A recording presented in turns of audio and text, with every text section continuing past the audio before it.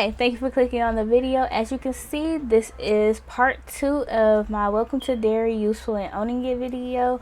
If you enjoyed, go ahead and hit that like button and subscribe to the channel if you haven't already, and hit the notifications button so you know exactly when new videos is up and ready for viewing.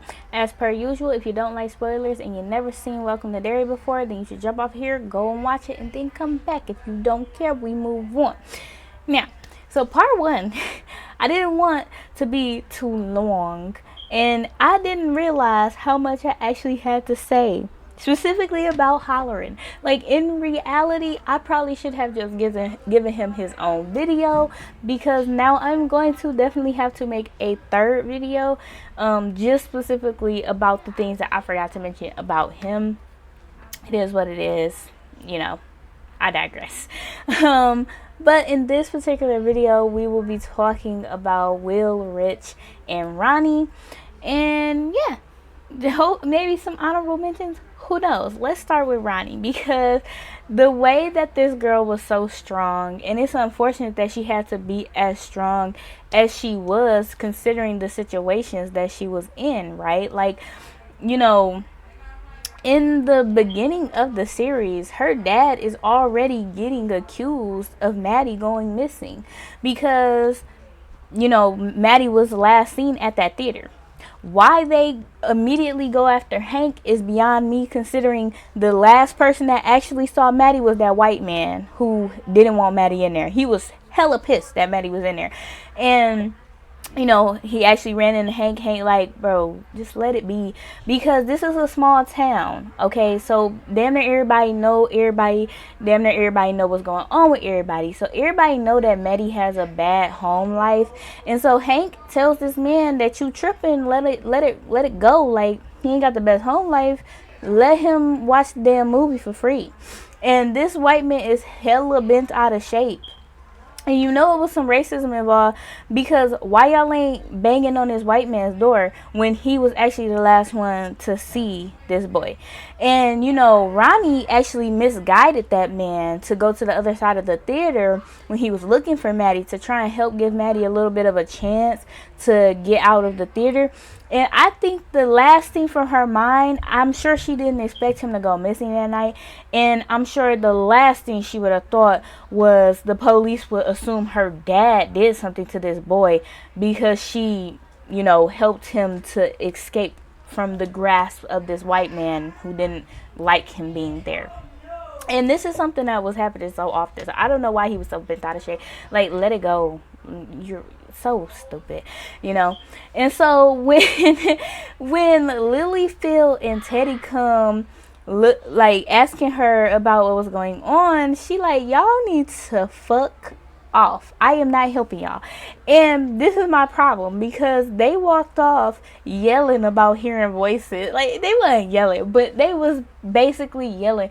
Like, first and foremost, y'all should not be talking about this stuff this loud. Y'all sound crazy as hell. And considering Lily don't want to go back to the asylum so damn bad, the fact that y'all was talking this loud about this scenario in this situation is like ridiculous to me.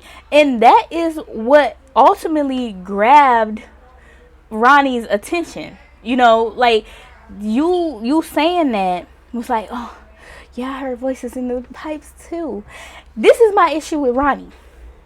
What was she expecting to happen by going to the theater? Now, obviously, in the show, she ultimately led them to their death by doing this.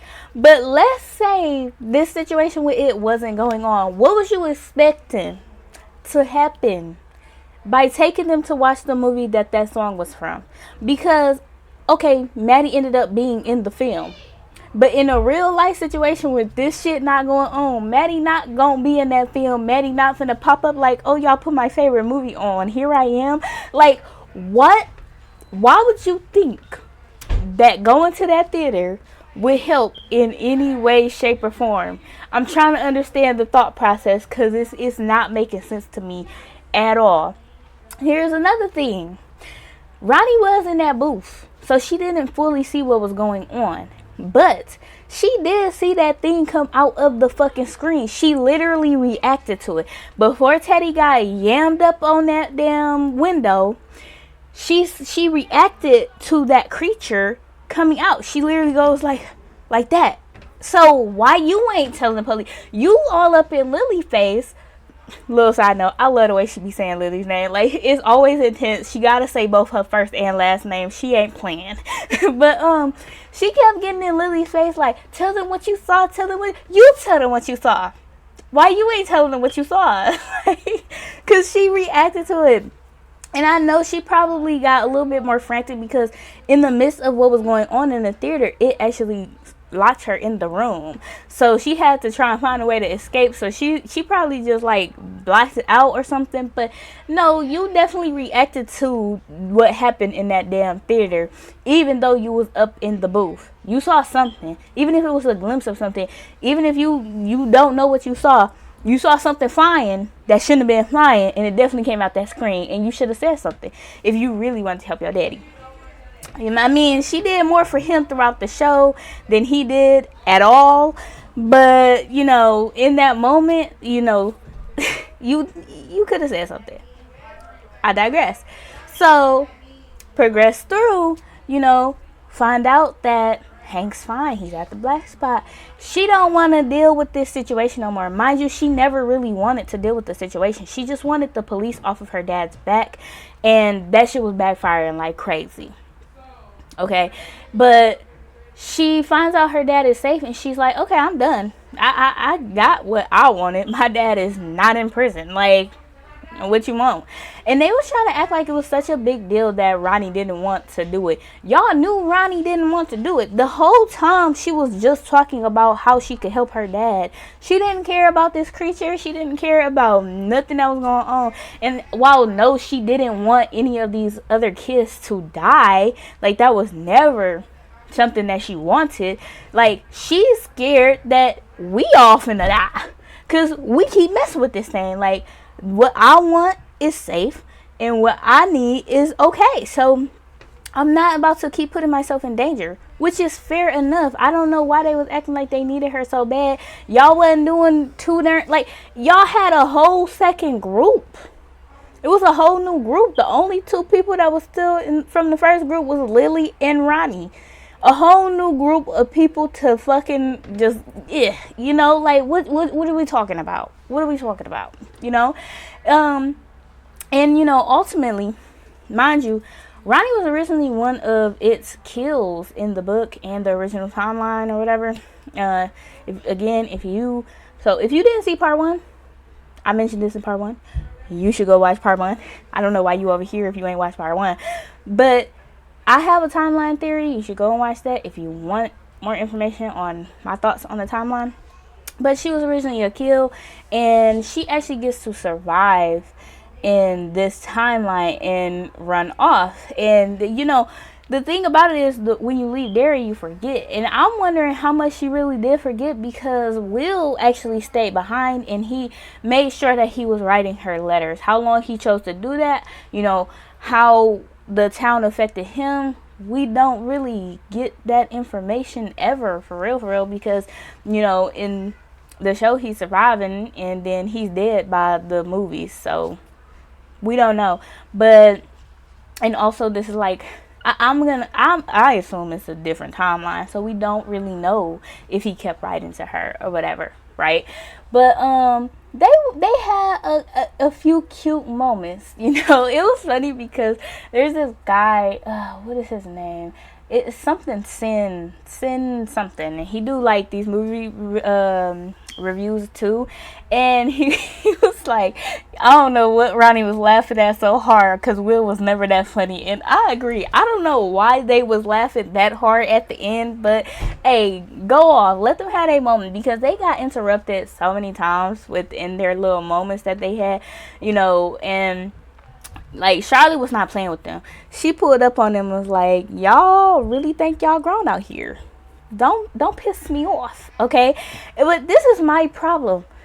Hank, this was Hank's first time meeting Will.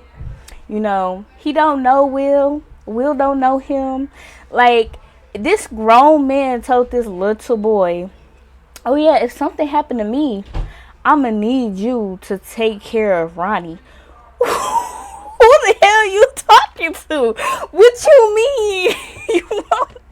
You want this 12-year-old boy to look after your daughter if something happened to you? Are you okay, sir? Like, what is wrong? See, that's why I can't stand Hank. Because what are we talking about? This is a little ass kid. He already fighting for his life. He and your daughter is fighting for their life, and you gonna tell this kid to keep an eye on your daughter if something happened to you. And the fact that nothing ever happened to your ass. Woo. And Will, he's such a good mixture of both his parents. I feel like you see that strong resilience and that fighter spirit just in him, and so he immediately was like, oh, you best believe I'm gonna keep an eye out on Ronnie. If something happens to you, I'll do that while you still alive. Matter of fact, I got both of y'all. Like, what do you mean nothing's gonna happen to either of them? Will, what you gonna do for this grown ass man? These kids was funny as hell, I'm gonna be completely honest. But Will, he was adorable. Now, I like I mentioned, the boy who played Will, he was also good with transitioning his facial expressions quickly. I like that when it's a seamless transition. Like, when he was on the phone, mind you, he ain't called Ronnie Ron not a once throughout this series. He thought he was slick on that phone, talking about, I know Ron. Oh, it's so sad that our friend is dead. Boy, you ain't slick. You was trying to see if a new nickname would work and she'll let you, but it wasn't her. It wasn't her.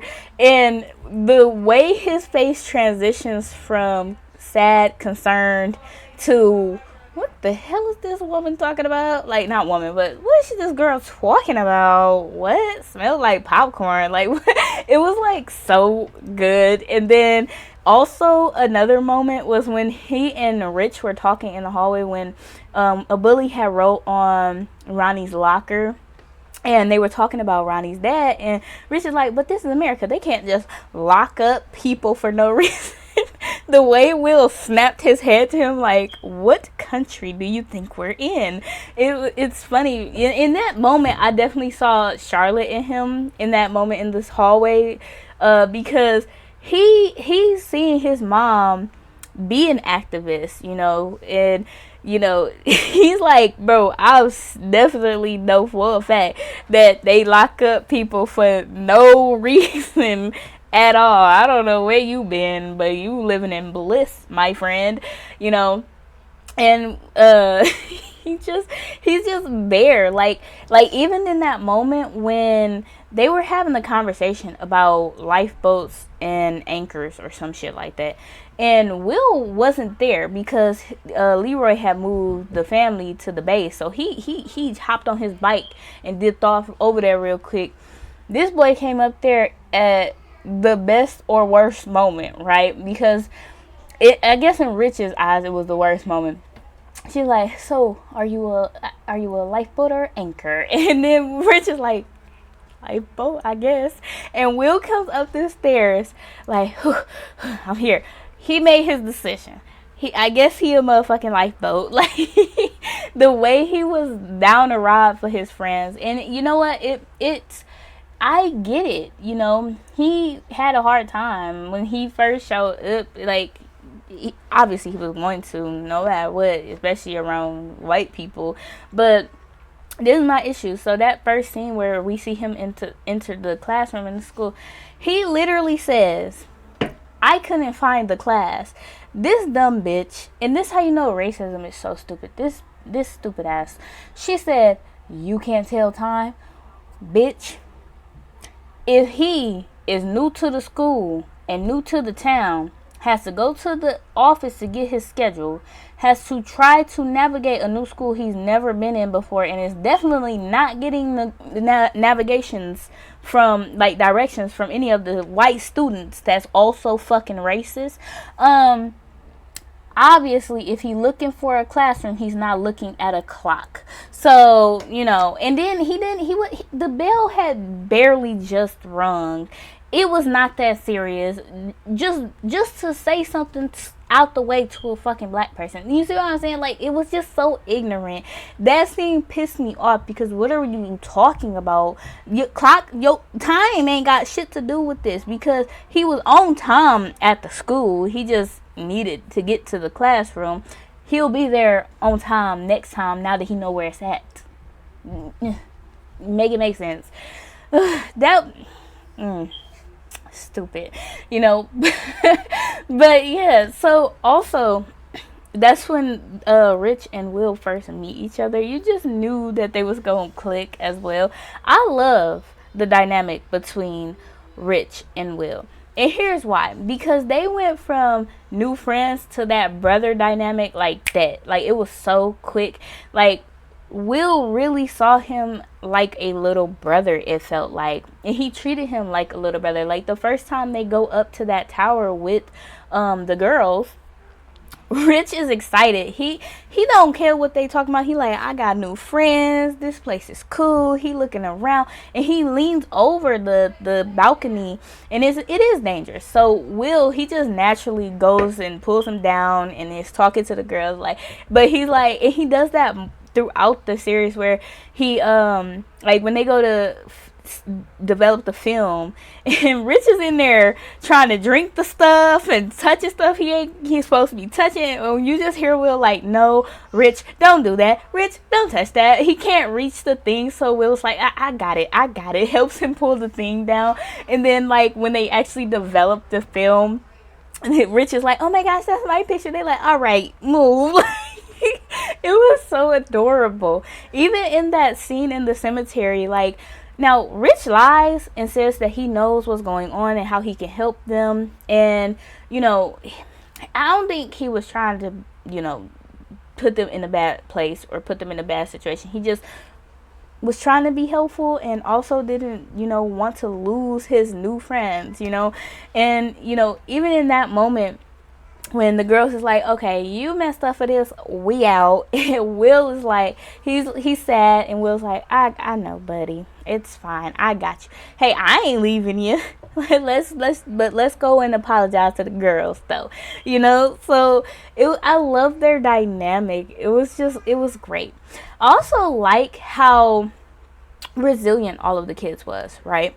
So on that scene with the final scene on the ice, Leroy knew that his son had what it took to get that pillar to where it needs to go. And Will knew that with his friends he would be able to get it, because now he did admit that he was scared. Leroy was like, you got this, you can do this, you know. And a quick little pep talk, he and his friends run off. I love this scene. He's trying to go, and the pillar is trying to pull him back. This boy, the way his face transition, he was like, I'm out of here. Like, he was trying to run so quick. But even in that moment, as his full being is saying, I need to go. Like, he looked at his friends with like the most intense freaking look, like, I can't trust y'all. But at the same time, he's like, y'all help me turn around and get it there, you know, just help me. Even though his whole being wanted to run and literally was about to turn on his friends basically so that he could run. At the same time, you know, they do get it there. And, you know, who comes and helps them get the pillar into the spot it needs to? Rich. Okay, did they have to give us that death scene the way that they did for Rich?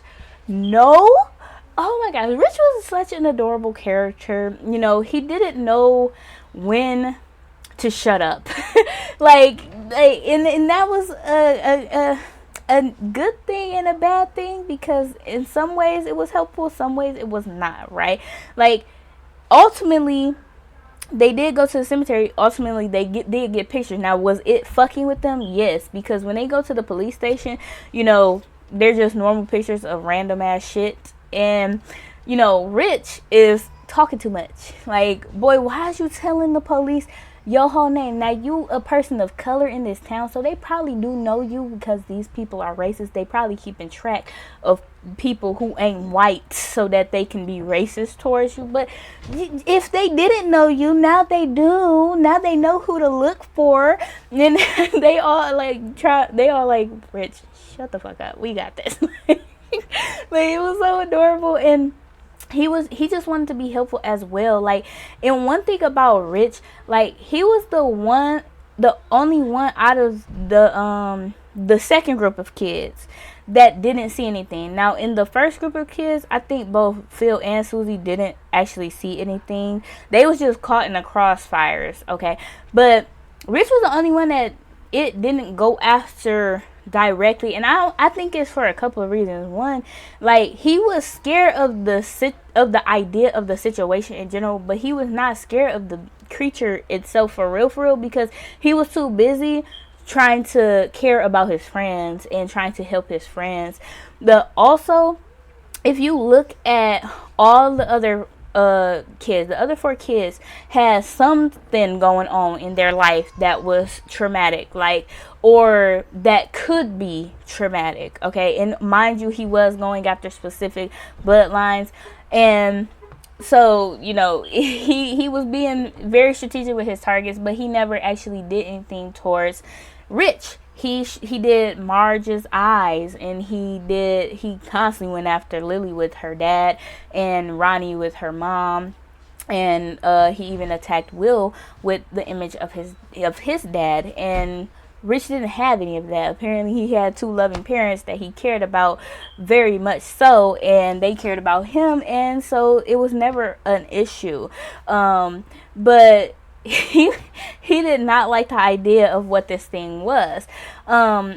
Fortunately for him, / unfortunately in general, because he passes away, he was so heroic in the moments leading up to his passing that it couldn't feed on him even if he wanted to, because he was in that fire munching down, okay? He was having a good old time. He had his plate was full. But in that moment, Rich, instead of being scared, chose to look for a way to help Marge survive. In his bravery, that's not something that it is going to be able to eat. And I love that in that final moment, Sesquay is the one that brings Rich to his friends. Because going to the story of the pillars and stuff, we saw that Sesquay's daughter and her friends was the ones that went to go get the other pieces of the pillars and stuff like that. And so she probably knew the power behind the whole friendship. And it's probably not even necessarily about friendship. It's just about that connection and that caring, because one thing about the group is they cared about one another, and that is ultimately what ends up allowing Rich to come back. And I love that it felt so threatened by it. He felt so threatened by Rich coming back. No, that's how you know it was a powerful moment. Started turning into the winged creature. Now, this is my thing, because a lot of people wanted to see the winged creature full blown. Well, I don't know why y'all would want that, because then the series would have ended with there being no possibility of nothing else happening, because that creature would have just been able to fly over immediately and go on, right? Like, the only reason he started to turn into that creature is because Rich came back. It's a very overpowered creature, to be honest. Like, if we're being real, it would have ended the series like, so, like, if you got it before that moment, the series would have been over. The whole shit would have been over. He's the eater of worlds. Like, he literally says it. If he flies over that, it's done. Everybody dead. Everybody done. It's no going back. And just imagine he flies over it just as they get the pillar down. Now they stuck in there and he's stuck on the outside world. The only people that's surviving is the people in Derry. That shit kind of... No, it's not a smart idea, because like, it's not smart, because what if you run out of supplies? You know, this ain't about that. I don't know what's going. Y'all, I ramble. I apologize. But yeah, I think that's all that I really have to say about these three characters. I loved them all. They were all so adorable and so sweet. They definitely, helped you feel the characters that they were playing. If you made it this far, why don't you tell me, out of the three, who was your favorite character and what was your favorite moment with them? Also, there probably will be another part where it's not going to be a part 3, but I'm going to have a separate another small video where I finish talking about Hollering, because I had more to say. With that being said, thank you for watching if you made it this far, and until next time, bye.